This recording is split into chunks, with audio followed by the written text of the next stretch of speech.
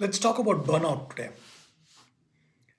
One of the findings of a survey that was done in 2023 of American workers found that almost 77% of workers reported experiencing work related stress in the previous month when the survey was conducted.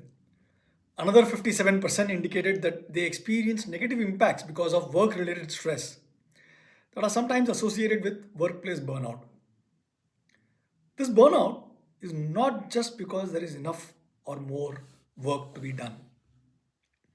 This overwhelm and burnout is due to a combination of various reasons, including and not limited to information overload, cognitive overload, technology related changes, change initiatives, attention fragmentation, and unclear expectations. And as leaders, we are responsible to address this situation. The question then is, what can we do to change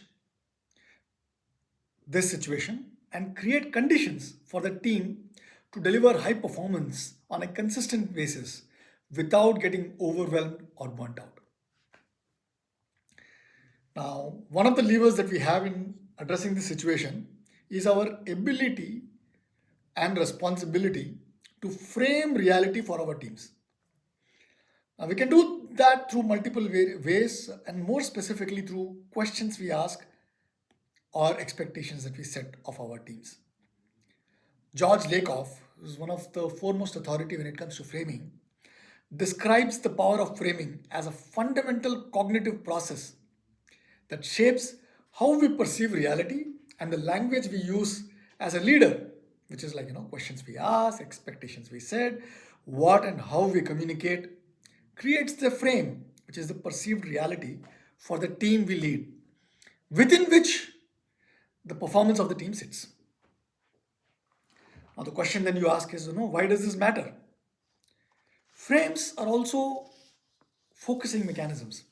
How we frame a situation determines the roles we have within that situation and helps us focus on a specific aspect of reality. When done well, the frame gives us the most autonomy and agency to act and create a meaningful impact. When we feel that we have agency and autonomy, our feeling of overwhelm and burnout reduces significantly. When this happens, we can bring our full cognitive and creative abilities and capabilities to any given situation. That not only increases the possibility of delivering high performance, but also improves overall engagement at work. And higher engagement always translates to higher productivity, higher creativity, higher innovation, and is good in any and all different ways.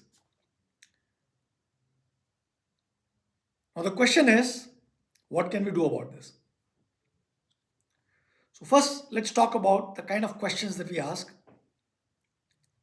and how to ask questions that create agency and not anxiety.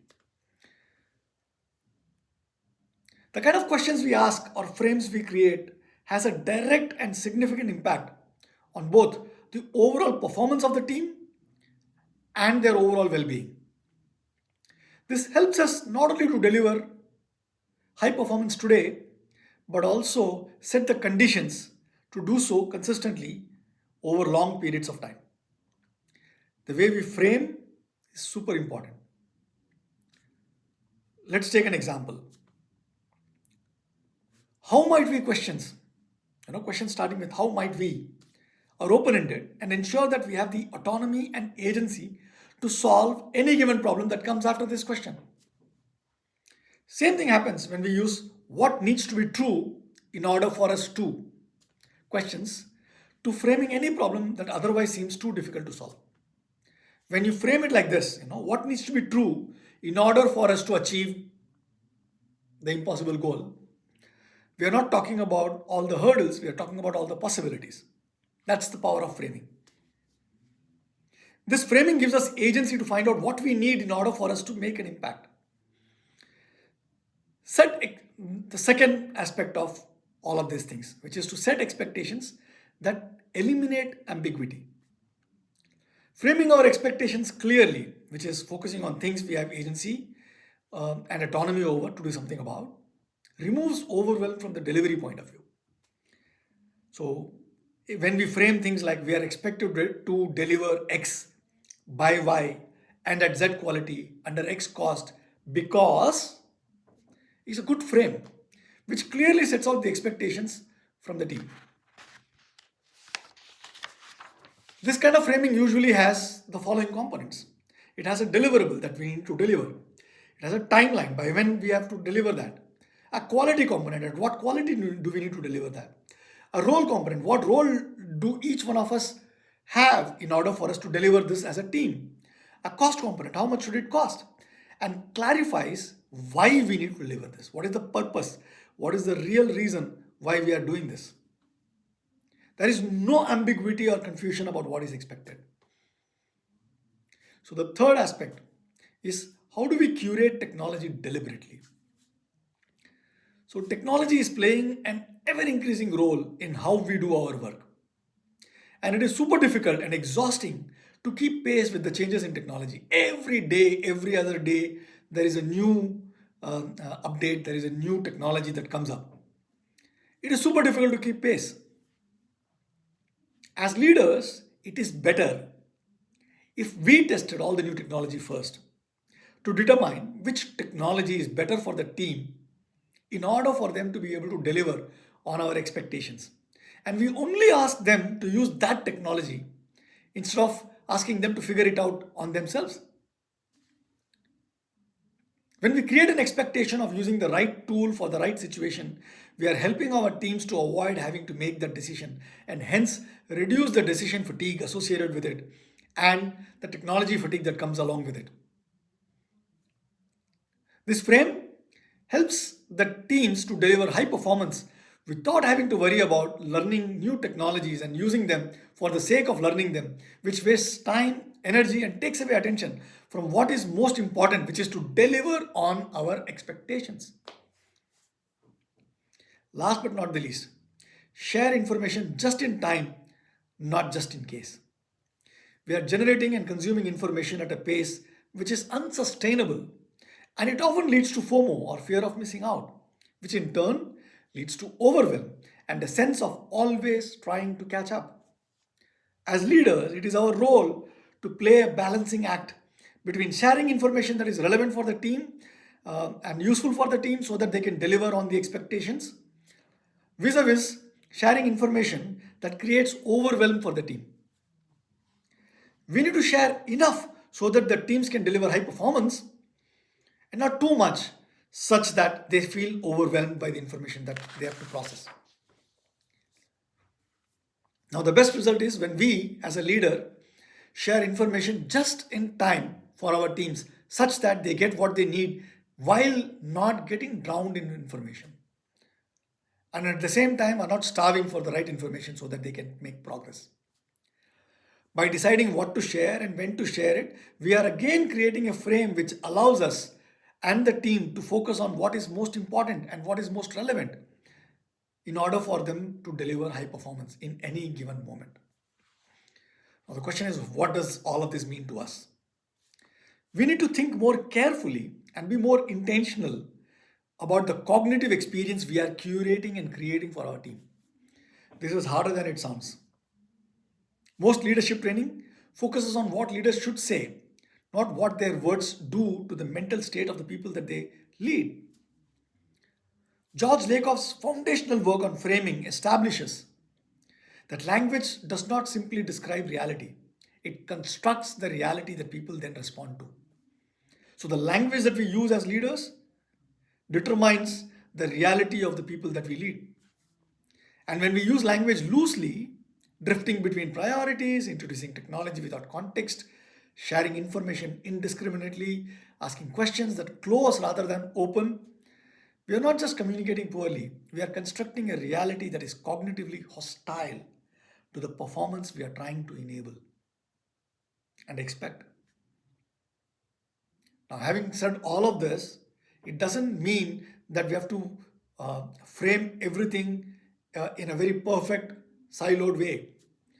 There is a danger for this as well that we need to be aware of. Tight framing or narrow framing also has a possibility and the potential to create rigidity. If we define the frame too narrowly, we create a different kind of a problem. Our teams execute efficiently, but quite possibly on the wrong thing, or that stop surfacing important signals because the frame doesn't seem to allow them to be expressed. So, creating the right kind of frames is a core skill that we need to develop as leaders in order for us to become leaders worth following. The disciplines are not about controlling the frame, they are about making the frame visible and shared so that the team can contribute to refining it. The goal is not compliance with the leader's model of reality, it is a shared model that the team can navigate together. And the leader's role is to ensure that the team is never overwhelmed or burnt out due to our inability to create the right frames. Leadership is the art of shaping how people interpret and respond to reality. We can do this through the environments that we create, which is culture, the questions we ask, which is framing, the expectations we set, the language we use to communicate, and the signals we amplify. When these frames are clear, teams stop reacting to noise and start focusing on what truly matters, delivering sustained high performance and without burnout or overwhelm, so that they can do that on a consistent basis for a long period of time. Isn't that what leadership is all about? To get your team to deliver sustained, consistent, long term high performance? Now, here is my invitation to you. Before your next team meeting or before you communicate next with your team, I ask you to invite this, to try this. Review what you plan to share, ask, and expect, and ask yourself honestly, is this reducing the signal load for the team or adding to it? Is this creating clarity or am I outsourcing the work of prioritization to the people who may not necessarily have the right context in order for them to do it? I invite you to be intentional about the kind of frame that we are creating, within which your team will live and perform. Think about it. It is our responsibility as leaders to make sure that our teams are not overwhelmed and do not um, get burnt out for our lack of not being able to set the right frames. Think about it.